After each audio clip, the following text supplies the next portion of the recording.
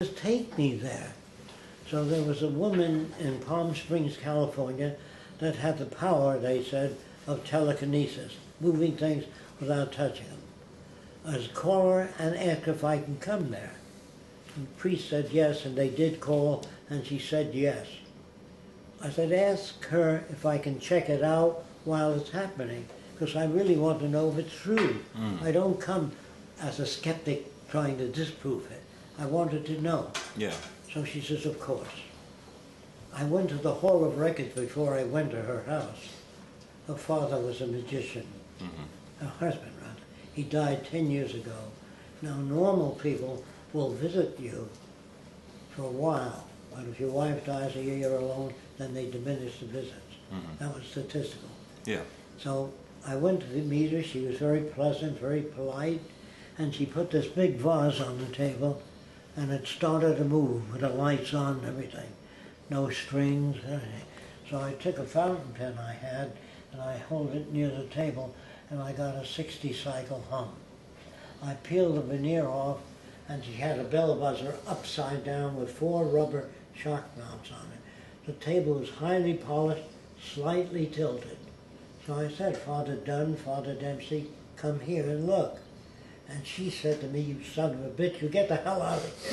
I said, I'm not your enemy, but if you tell these kids that are here today that you have special powers, they don't work on problems.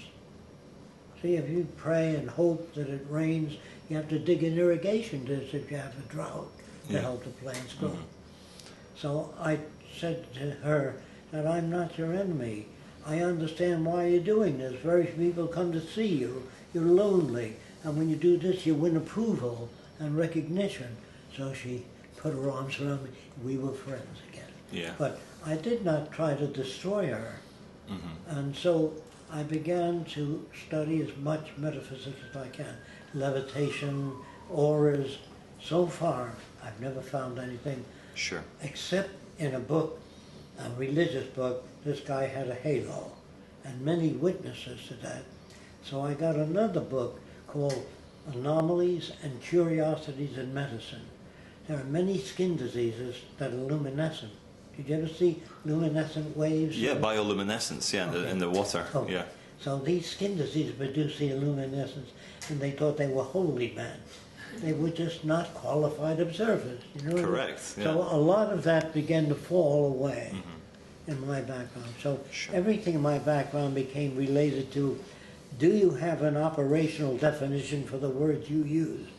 So if I use words, I must have a visual picture of what those words are based on. And that did away with a lot of bullshit. Just getting closer. I got that from semantics. Then I met semanticists and asked them how they would change society. They didn't know. They had all the words worked out, but they had no operational definitions. That is, to make society better. Yeah. Then I got to meet Italian kids in America. The Italian kids spoke like this: hey, where you going, eh? Make me get a ride on your bike. Means, may I use your bike?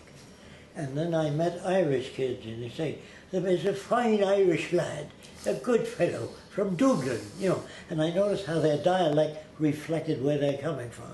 And the Southerners, oh, get me a nigger and kick his ass, reflection, facial movements, everything. Then I noticed in France, they use their hands, vive la France, vive la Tour Eiffel, the Eiffel Tower, you know.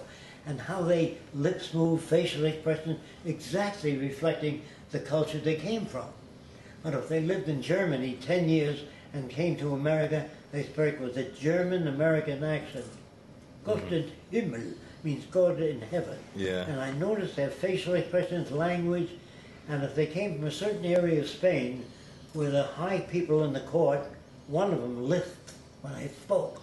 That all that Spanish had lisps in it. Yeah, they all came from that So that meme that came through. I began to understand the impact of environment. Yeah. That's what. How do you know there is no genuine people that can sense things people can't sense? So I would ask them. A person would come to me and says, I belong to a new group, well educated, higher consciousness. I said, what is that? Well, we're people that we have evolved far beyond the average person. So I said, are you a member? The guy said, yes. Are you a member of the higher consciousness? They said, yes. I said, where's your kidneys? I'm not sure. So I said, how fast is the blood moving in your vein and artery? I don't know that. I said, what do you mean by higher consciousness? If I can't check it out, how do I know what higher consciousness means? I know what he thinks it means. Yeah. He doesn't. So anyway, I went to Trinidad because I read in a book that they can walk over red hot coals by state of mind. I said, boy, if a man can do that, you put meat on fire, it cooks. And if you can have a state of mind where you can walk over red hot coals, I want to know about it. I went to Trinidad because there was an Indian colony, and I read that they can walk over red hot coals. So I went there, and they do burn these coals until they have an ash, a white ash, 1.5 inches thick, and they don't walk over red hot coals. They move pretty fast over the ash. Over the powder So I ash, did yeah. that. I walked over the same thing. Yeah. And another guy came to me with a long needle, a crocheting needle, pulled his skin together and ran it right through his face, too. He says, I don't feel pain. So I had a friend that was a doctor there. I said, this guy claims he can control his pulse rate, make it faster, slower, just by thinking. And the doctor said he's doing that. So I churched under his arm. He had a cork ball. By pressing on the cork ball, it weakened his pulse. So I said, here, doc. He said, gee, I didn't see that. I said, I know that. Here's how it's done. Do you understand? Yeah. Before you try to investigate anything, read everything you can. Get information. Because it's information that is closer to reality. Yeah, and also it ties in very nicely because we've done 1 hour. I want to maybe spend the next hour, if I maybe ask you a few more questions, I get maybe a 1 minute. I have to tell you the where background. I'm coming from. Absolutely. I've got 1 hour left of battery. I think a lot of what you say, I agree with. It resonates with me. The world is run by mumbo jumbo, and I think the biggest conspiracies are the organized religions, pretty much. It's mumbo jumbo. They're ignorant. They don't understand a lot of things. No, and also I think a lot of them don't want to understand. But let's come back to the Venus Project. First of all, why did you name it the Venus Project? Oh, because I used to call it socio-cyberneering. Socio-cyberneering. Yeah, which means the application of science and technology to the betterment of all the world's people and the restoration of the environment. Okay. As long as you had separate nations, you're going to have trouble. Okay. Why Venus?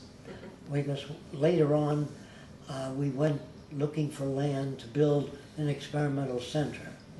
And I found some land in Venus that was not sprayed with poisons, toxic things on plants. It Venus, was a tomato. Florida. Venus, Florida, yeah. Okay. Nobody could pronounce the word socio-cyberneering, and it was before cyber became well-known and popular. So Yeah. we named it the Venus Project. Okay. We lived in Venus, Florida. Okay, well that kind of, if, you know, that puts an end to lots of theories about Lucifer and the morning star, because a lot of people think, oh my God, Venus Project, this is a Luciferian, Satan-worshipping No, nothing to do with it. Nazi agenda or something. Okay. It would have been the Deptford Project if they lived over here or something. Okay, it could have been the Peckham Project or whatever. Okay, so that's that one. How did you meet Peter Joseph? Well, Peter Joseph ran Zeitgeist film, and a lot of people wrote him. After the film, they said, okay, what you say is interesting and informative, but what do you do about it? How can you change things? He said he didn't know. Roxanne sent him a copy of the book I wrote called It's a World Without Money. The best that money can't buy. Yes, it's And about a he- world that doesn't use He money. found it extremely significant, and he came right out and started filming, and a year later, he put out Zeitgeist Addendum. And he introduced the Venus Project. And he came over many times in between, too, to learn more about it. And he says from now on, he's going to talk about the Venus Project.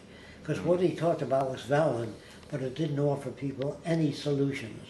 And all the Venus Project deals with is how to accomplish this, that, surgery, whatever. I designed thousands of surgical instruments, electronic and mechanical, Sure. safety devices for aircraft. I was drafted into the Army